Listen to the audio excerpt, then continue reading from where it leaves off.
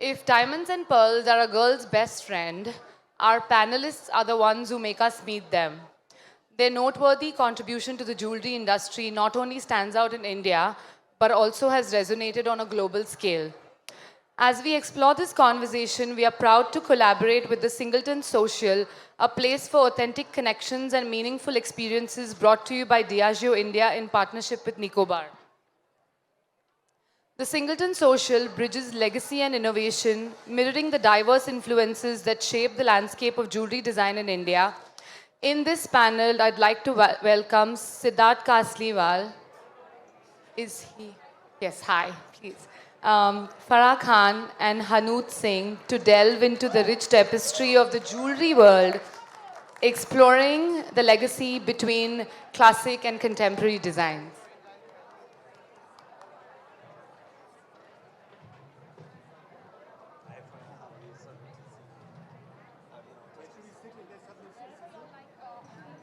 Siddharth, Farah, and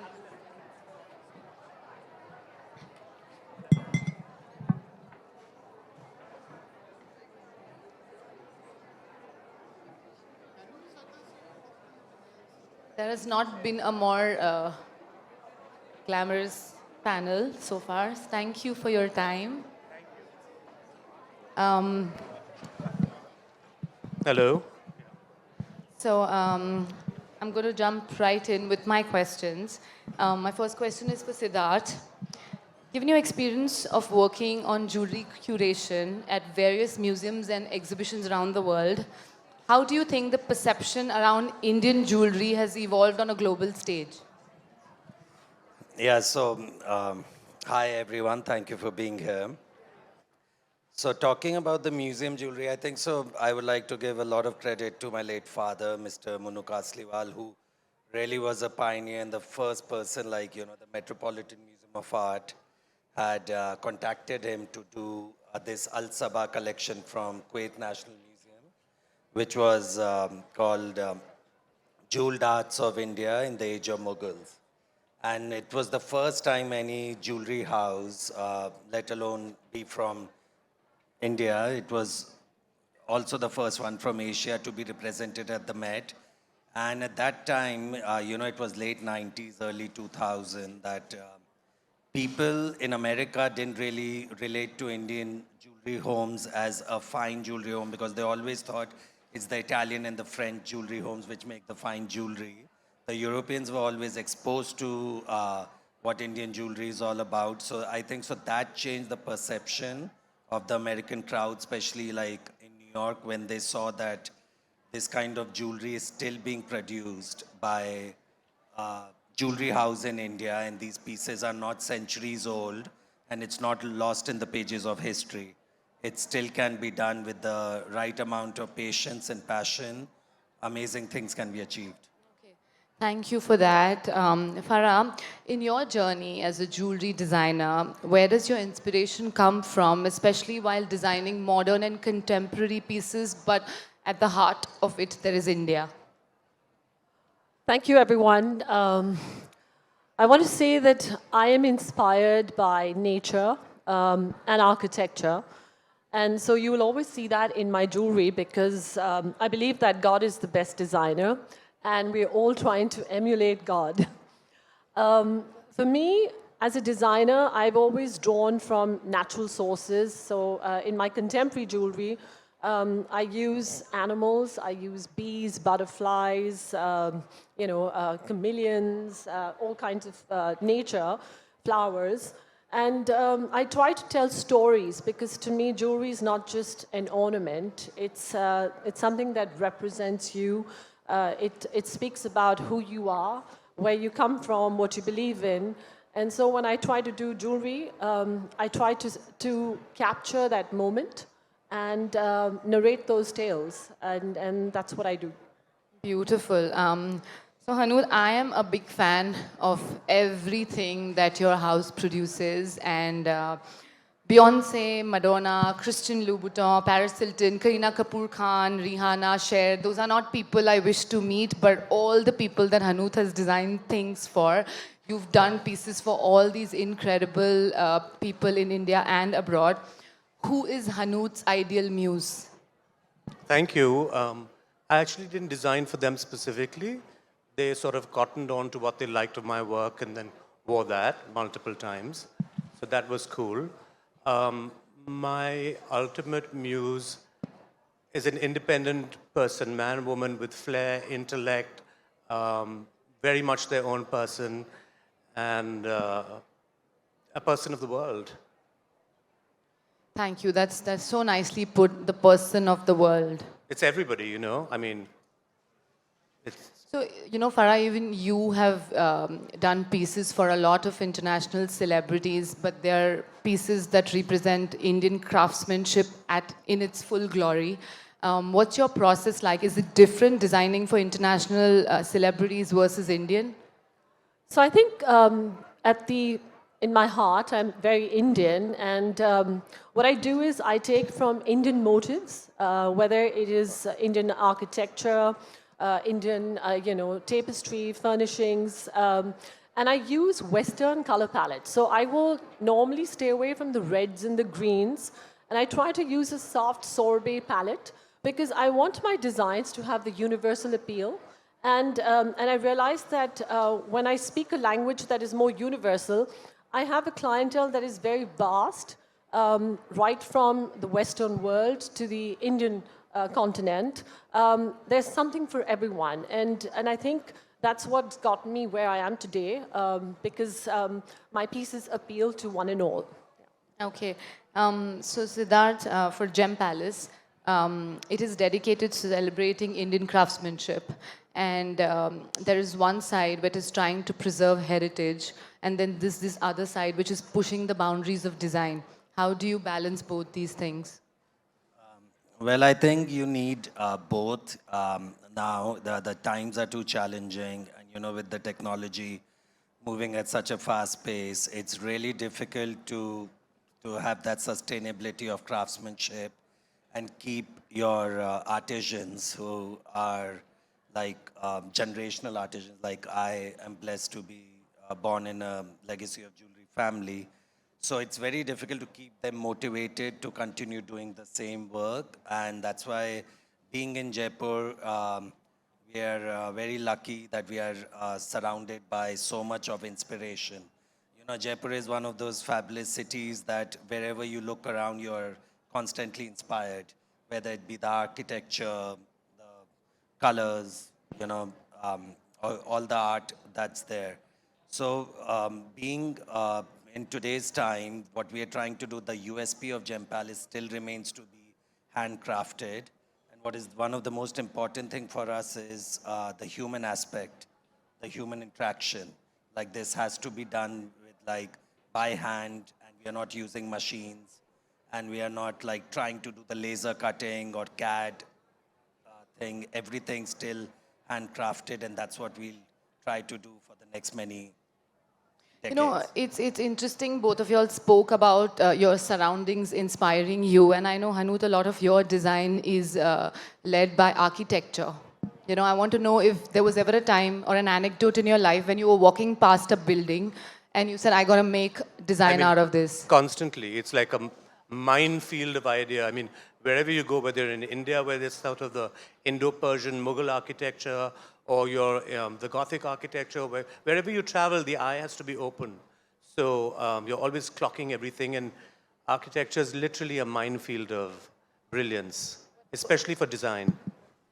What I wanted to add was that, what Siddharth was saying, that he uses craftsmanship and, handmade jewelry. And I say, with me, I use both. I use handmade jewelry because we have craftsmen who do wax, wax molds and carving the wax jewelry out of wax.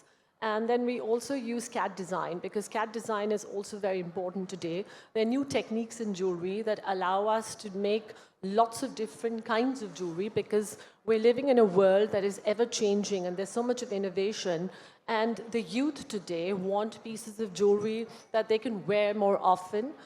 We have our traditional pieces of jewelry that people end up wearing for weddings and occasions. But on an average, most people want to wear jewelry to represent themselves, to speak about who they are. And that's where we work with different technology, whether it's ceramic, 3D printing, different mix, material, all of that. It's very interesting what you said, jewelry for the youth, because we have to admit that that's your next consumer. Gen Z is making important luxury buys, It's and actually that's the your most. market. It's the most thrilling when the younger people are wearing your work now. I've had the mothers wearing it, and now their kids are wearing it, and it actually gives me a huge thrill. And as she said, it's jewelry is meant to be worn, and we do jewelry that we want people to wear all the time, not sort of keep in their lockers. And the nice thing is that once they start buying, they're like, oh, we wear your jewelry all the time. So what, according to you, are the topmost jewelry trends that are kind of accepting to the Gen Z consumer that is now becoming the real buyer? You know what? I don't even know if there are trends or anything because they're so specific and they're so wild in their taste. So And authentic to themselves. And authentic to themselves. I mean, the guys are wearing the pearls and they're wearing the diamonds and they're wearing everybody's layering and layering and layering with this whole new sort of like fluidity in sexuality and everything, everybody's wearing everything all at once. So everybody is specific in their own thing, and that's what is brilliant now. Siddharth, what about you? Because your brand is so seeped into tradition, how do you then break out of that and make jewelry accepting for the younger audience?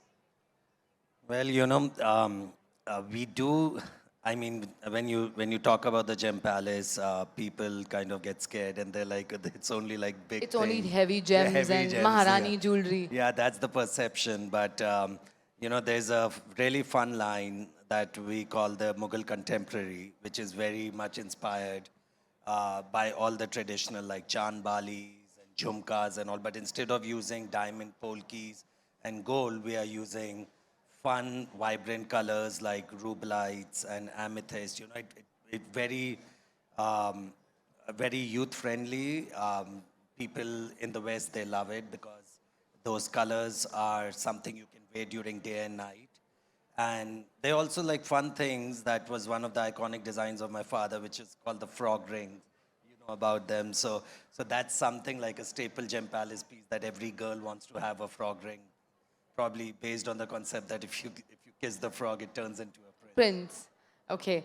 So the Singleton Social is all about creating profound experiences and offers a platform that helps taste seekers appreciate the finer intricacies of life. They believe in catering to people's ever-growing appetite for luxury.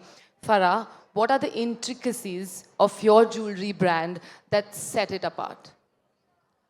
I think I've managed to carve a very distinct design language with my brand because we tell stories. And I would say my jewelry is fluid. It's very artistic. It's very creative.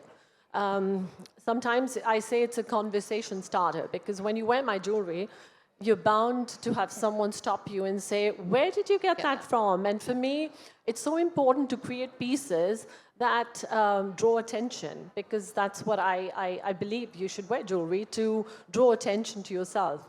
And I very successfully managed to do that because when I create jewelry, I just don't love design. I live to design. So I try to say, make a statement with my pieces. And so a lot of even my Pret jewelry is statement. Like I'm wearing some of my Pret jewelry on my ears and on my fingers.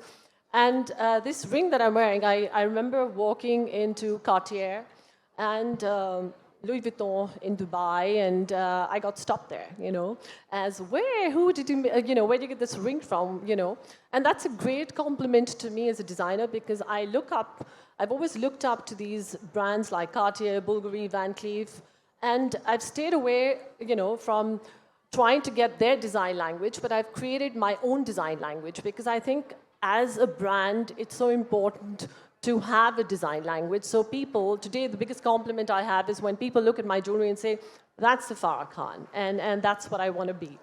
You said something very interesting is that you want jewelry to make a statement. You want somebody to stop you and ask you, where's this from? it puts me in that I have to ask this to Hanut especially. Is in this whole conversation about quiet luxury, can Indian jewelry ever be quiet? Yeah, absolutely. I mean, Indian jewelry is the lexicon of design of Indian jewelry is so vast and mammoth. You can extract what is quiet about it, what is sort of simplistic about it, what is maybe pared down, and that's quiet luxury. What about you, Siddharth? What do you think about the whole concept of quiet luxury especially in the context of Indian jewelry? I believe, luxury, simplicity as its best. Not everything has to be loud to be luxurious, like um, beautiful Kashmir sapphires or like beautiful Burmese rubies set with the minimalistic setting can still be a statement of luxury because you know the value of the stone, and when you're wearing it you feel special about it. So and also when there's a lot of time, it's not always for what the world can see but what you see. And there's something that I learned that was a saying in an old Indian culture. Like they said that it's not only what the eyes can see but the body sees and feels as well. That was also one of the reasons how the enameling work came behind that, because you would usually judge a piece of jewelry by the back, not the front. So I always believe Yeah, luxury. you're right. That Indian enamel work is quite luxury. At the back of something is for the wearer themselves. Okay, and what about you, Farah? Because your pieces are so statement, it will never go unnoticed if I'm wearing a Farah Khan. Where does this concept then fit in for you and your brand? So I believe that I was born to stand out, not fit in. And so I live my brand, and I can be as quiet as you want, or I can be as loud as you want, because I create high-end fine jewelry, as well as I have another brand which is pret jewelry, because you should be able to mix and match and be able to wear it at any occasion. Yeah, so like I said, it's always good to wear something that is noticed, not because, like, I think Kali was talking about, she was wearing a brand, she was wearing Hermes, and she said you should be able to tell the brand. She doesn't have to speak about it. So that's what I think too. Thank you for that. Siddharth, what have been few of the most iconic jewelry pieces to come out of Gem Palace? Because I know there are many, but if you had to tell me, say like the top three, especially those that you created for the royals outside of India. So everybody knows royals in India have, especially the Jaipur royals, have beautiful heirloom pieces. What have you created? For people outside, especially Princess Diana, that I read in my research that Gem Palace made jewelry for her. What was the whole process like back then? If there are any stories you can share with us.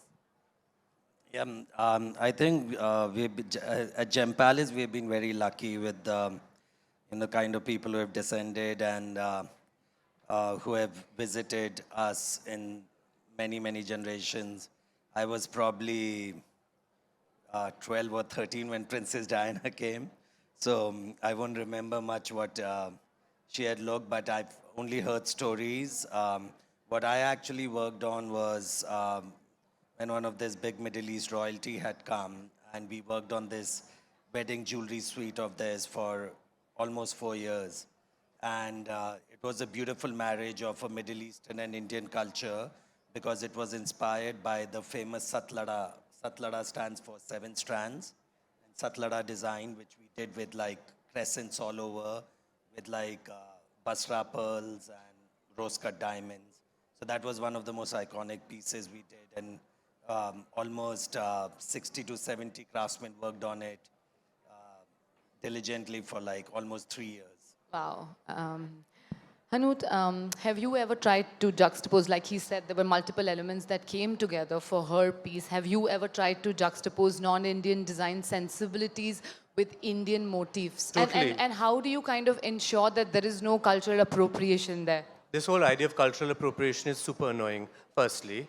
Why can't you? It's not even appropriation, it's like giving a sort of, or paying homage to different cultures. If done sensitively. Yeah, I mean, in jewelry, how can you be insensitive? But what was the question? Juxtaposing Indian sensibilities Well, with yeah. So international for my jewelry specifically, there are hints of Indian aspects. There are hints of sort of deco. I'd say my jewelry is like a well-made cocktail, you know, with hints of the past, very much of the present, and lashings of the future.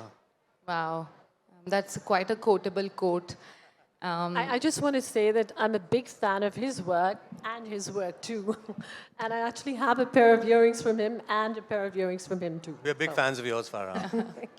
Okay, this is a mutual admiration society. Um, Bridal jewelry. I cannot have a conversation about Indian luxury and not talk about bridal jewelry. And you know, all your sensibilities are so different. Siddharth, why don't you start and tell me what are some of the biggest bridal jewelry trends for 2024? How have things changed from the last 5 years to now? Or is there any change, or are we still going and sticking to traditional? I think so. A lot has changed after COVID, I would say. You know, initially during the bridal, like for a regular bridal suite, you would need for 3, 4 events. One would be a cocktail event, one would be like Sangeet, Mehendi. Just after the pandemic, everybody has concised their wedding, so that's taken a huge toll on the bridal jewelry market. Not necessarily now they need like 6, 7 sets for the whole wedding. They might just do it with 2. And also that big jadao and all that, that trend, at least for us, we don't do that anymore. We try to do the jewelry that can be transformed after the wedding, like so they can wear it, it can be in multi-layers and can be taken off. And I also feel the luxury segment has been divided a lot because first 60% of your wedding budget used to be jewelry. And now I think so it's close to like 20 to 25. And it's been divided by like expensive watches, handbags, all of these things. Pre-wedding shoots. Which A was large never part of it goes to pre-wedding shoot.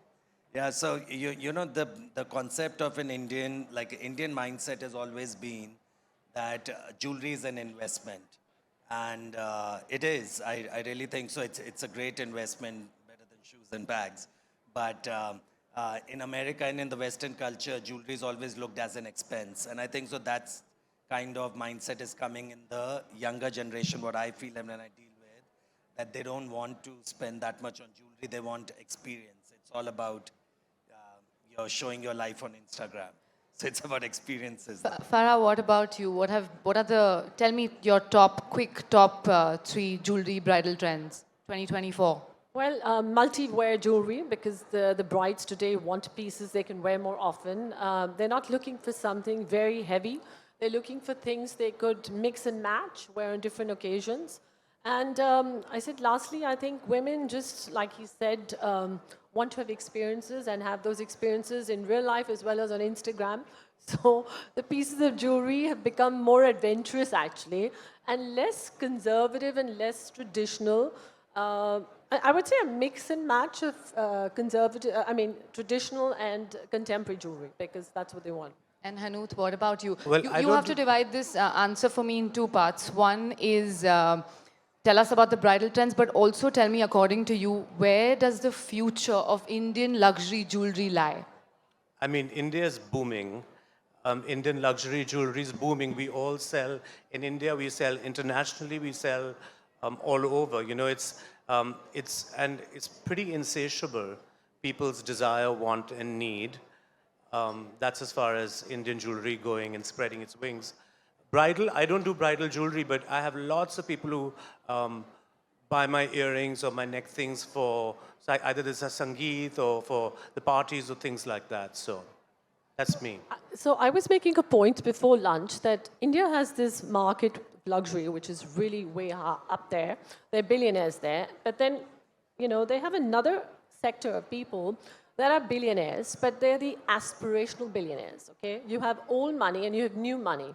And the new money are the ones you don't see in the magazines, you don't see them anywhere, but they're the ones who are actually buying. They're the ones who not only buy, but want to splash it and show that they have arrived.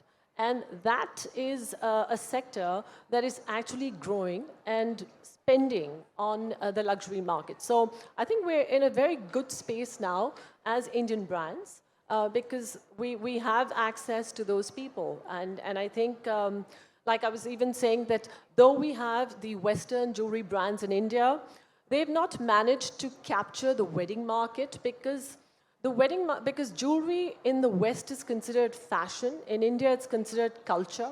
And when people buy jewelry here, they actually buy jewelry because they look at it as a long-term investment. They also look at it as memories that they're going to pass down generations because it's going to outlive its wearer and go down generations. And at the same time, they don't want to pay the prices that the Western brands command for jewelry. Because in India, jewelry is still, even though we have now getting away with contemporary jewelry with MRPs, but in India, still the customer will come and ask you, how much gold, how much diamond? And they will do a calculation in their head and then say, is this worth paying it for? And that's when brand authenticity comes in, brand stories come in, and if they trust you, then you have a customer. Okay, on that note, Siddharth, one last question for you before we wrap up is, in one line, tell me, where does the future of Indian luxury jewelry lie? One line. Okay, you can have two. The future of Indian luxury jewelry, It ain't going nowhere. it ain't going nowhere. It lies in India, and I would say in Jaipur. Thank you very much.